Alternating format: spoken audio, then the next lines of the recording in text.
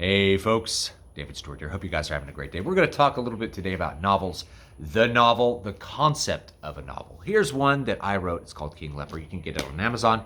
Amazon edition will be blue instead of this wonderful green, but it's the same book because it's the same words and the same story. So if we're asking a question, what is a novel? Well, it's a book, right?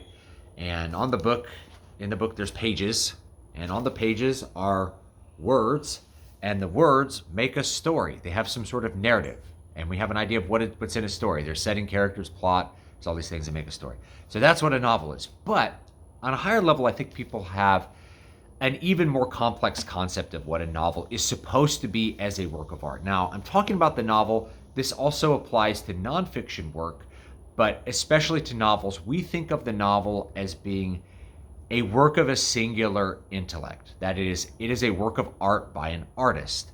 The singular intellect part would be the writer working on his craft, making a book, coming up with a story, assembling it, and then you read it. You're getting to read the words of that author.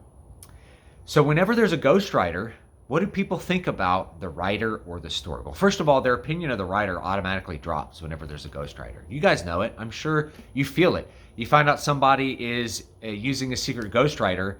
Are you going to think they're a really good writer, or is that opinion going to drop down low? And then what's your opinion of the work? All of a sudden, it moves into a different category. It no longer becomes a singular work of the intellect, a work of art, a work of the human soul. Instead, it becomes a product.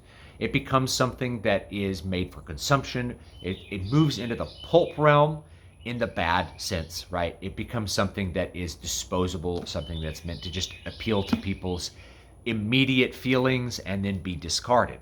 So if you look at something like, the Warriors Cat series, it's made for young girls in like 4th or 5th grade to consume. It's written by committee. It's all ghost written. There's no real author there. It's just a made-up name to kind of pull things together. And this was true of older pulp stuff like the F.W. Dixon. There is no F.W. Dixon. A lot of the old, say, shadow novels were ghost-written, and they continue to be, right? Or they're written by various authors that use a pen name, all under one pen name, whether it's Walter B. Gibson or it's something else like that. So you have a long tradition of people ghostwriting.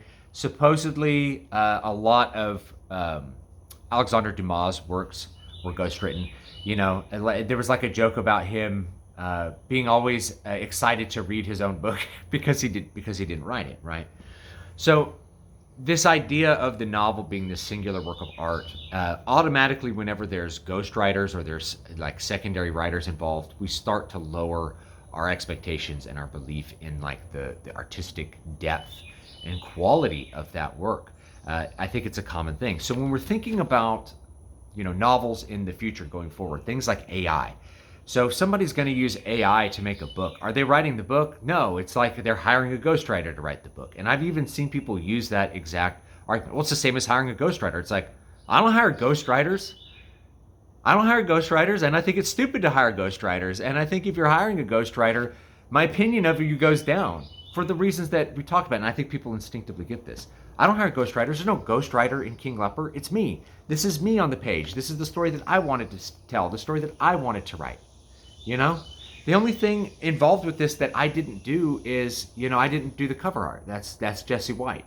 And I was excited to have him do the cover art because it's so good, right? But this is me, right? I did it. It's my work. And the whole entire point of me writing the book is that it's mine. It's my thoughts. It's my words. It's my word choice. It's my story. It's not somebody else's work that then I attach my name to. So there's a lot of authors that use like secondary writers. They use writing teams and things to construct their books. And I'm not going to say that that's like immoral or something if you're honest about it, right? If you're honest about what you're doing, like here's this writer with this writer. Okay, you might have come up with the story thing and then you had this other person write most of the book and you edited it, however you can work it out. You're at least crediting the person that's helping you. And so it's honest.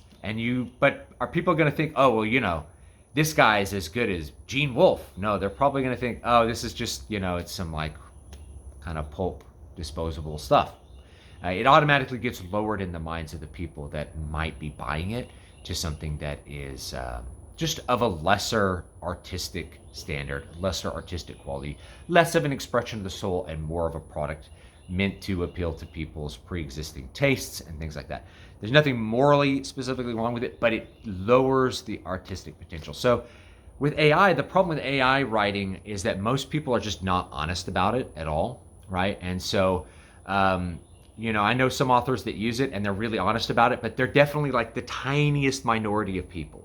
Most of the time, it's just they do it secretly. They accidentally leave the prompts in the text, things like that. People have been called out for using it. Why is it such a big deal? It's because you're not being honest about it and you are pretending that you are making a singular work of art. You're pretending to do that.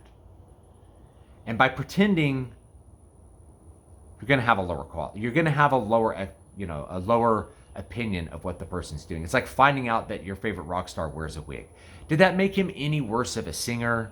Did it make him any worse of a musician? No, but there's something dishonest about it, right? There's something dishonest about it. And so it just lowers your feeling towards that person a little bit. It's like, can't you just be bald like Phil Collins, man? Don't worry about the wig, I don't have as much hair as I used to have, but it's my hair, damn it. And that's what I'm gonna live with. So I would love to have your opinions on like, what is the novel? If we're looking historically, it could be many things, right? But when we're thinking about our modern conception of the novel, so much of it centers around our love of the writer and our love of the art. If you're studying literature and you're studying Steinbeck, how would you feel if it came to light that Steinbeck didn't write his books, that they were written by like a team of authors? I don't think they were, but would that change your feeling about Steinbeck's value as an artist? I bet it would, and I bet it would do so significantly. And I would feel that about pretty much any piece of literature. Now, there's an elephant in the room, which is editing. How much does the editor change what the book is? Well, we don't always have an answer for that. It can be a lot, or it can be a little, or it can be almost nothing. Editing can be many different things. It can be directing rewrites of the story. It can be rewriting the story, like the editor's doing most of the rewriting, or it can be, changing grammar and things like that. All of those things can constitute editing. So when there's an editor involved, there's a little bit of an unknown, but usually we understand that an editor is not changing the story, that they're providing a service to the author. They're an advisor to the artist creating the art, saying, maybe this should be changed, maybe that should be changed, maybe you should reword this, maybe this should be cut. All right, they're giving suggestions to the artist, and the artist usually has the writer has the final say as for what's really going to be going onto the page, right? So an advisory role versus an active artistic role. Some editors are actively altering the art, but I think that that's probably the minority. I'm always for honesty with these sorts of things. So I would also love to have your opinions about that as well. Leave me your thoughts down below. I'll check you all next time, and you can get King Leper on Amazon right now. Have a good one.